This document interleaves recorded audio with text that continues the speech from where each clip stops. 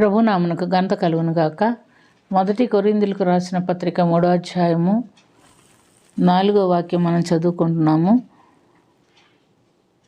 ఒకడు నేను పౌలు వాడను, మరి ఒకడు నేను అపోల్లో వాడను అని చెప్పునప్పుడు మీరు ప్రకృతి సంబంధులైన మనుషులు కారా అని పౌలు భక్తుడు ఇక్కడ అడుగుతున్నట్టుగా మనం చూస్తున్నాం. అంటే వారిలో సంఘంలోనే కలహము, భేదము, విబంధములు కలిగినప్పుడు పౌలు భక్తుడు వారితో మాట్లాడుతున్నాడు.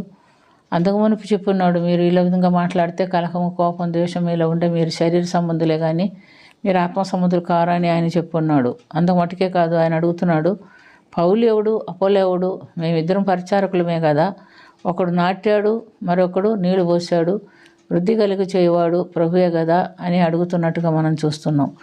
కాబట్టి ప్రియమైనటువంటి దేవుని బిడ్డలారా, మనము నాటువాడును నీళ్లు పోయేవాడును ఒక్కడే, ప్రతివాడును తాను చేసిన పనికి జీతం పుచ్చుకొనును. మేము దేవుని జత పని వారై ఉన్నాము, మీరు దేవుని వ్యవసాయము, దేవుని గృహమై ఉన్నారు అని ఖచ్చితంగా చెప్తున్నట్టుగా మనం చూస్తున్నాం.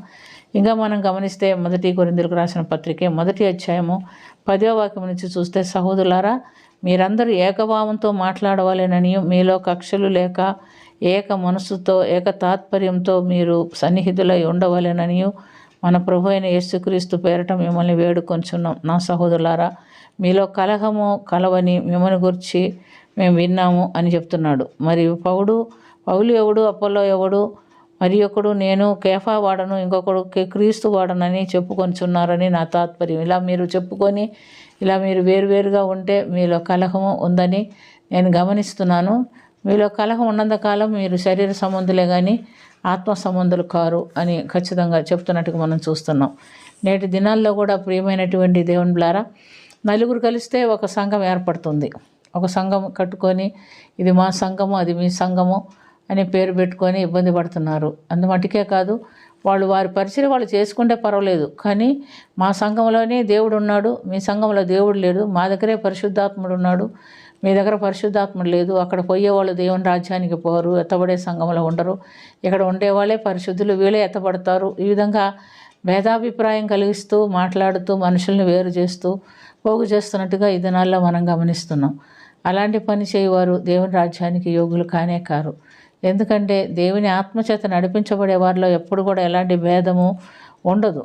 ఎందుకంటే మనం ఏ స్థితిలో పిలువబడతామో ఆ స్థితిలో ఉండమని దేవుని వాక్యంలో కూడా మనం గమనిస్తున్నాం. కానీ ఇవన్నీ మర్చిపోయి మనుషులు రకరకాలుగా ఇబ్బంది కలిగిస్తూ అక్కడ దేవుడు లేడు, ఇక్కడ దేవుడు లేడని మనుషుల్లో భేదాలు పుట్టిస్తూ కొనసాగిస్తున్నట్టుగా మనం చూస్తున్నాం.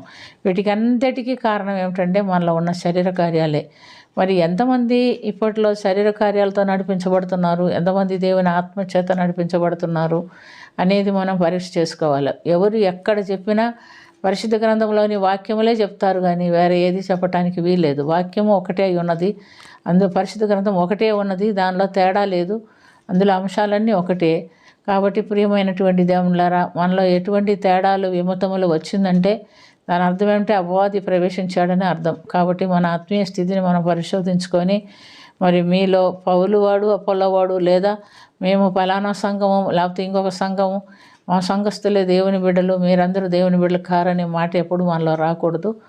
ఎవరైనా యేసు ప్రభునందు విశ్వాసం ఉంచి ఆయన వాక్యానుసారంగా జీవించేవారు ఆయన బిడ్డలై ఉన్నారు, ఆయన రాజ్యమునకు వారసులై ఉన్నారని మనం గుర్తుంచుకోవాలి. అటు ఆత్మీయ అనుభవంతో ప్రభు మనలందరినీ నడిపించునుగాక. ప్రార్థన చేసుకుందాం. ప్రేమ కలిగిన తండ్రి, కృప కలిగిన ప్రభు యేసు రక్షక, మీకు వందనాలైనా స్థుతినైనా స్తోత్రం నా తండ్రి. మేము ఎప్పటికీ నా తండ్రి నాయన ఆత్మకి వ్యతిరేకమైనటువంటి జీవితం జీవించకుండా శరీర కార్యాలతో మమ్మల్ని మేము నడిపించుకొనక ఆత్మఫలంతో మమ్మల్ని నింపుకొని నీ కొరకు సాక్ష్యార్థమైన ఈ లోకంలో జీవించుటకు మాకు సహాయం చేయమని నీ కృపాశీర్వాదములు మా పైన కుమ్మరిస్తూ నీ ప్రియబిడ్డలుగా మమ్మల్ని ఏర్పరచుకొనమని రాజ్యమునకు వారసులుగా చేయమని యేసుక్రీస్తు పుణ్యనామమున అతి మిక్కిలి వినయంతో అడిగి వేడుకొనుచున్నాము తండ్రి. ఆమేన్.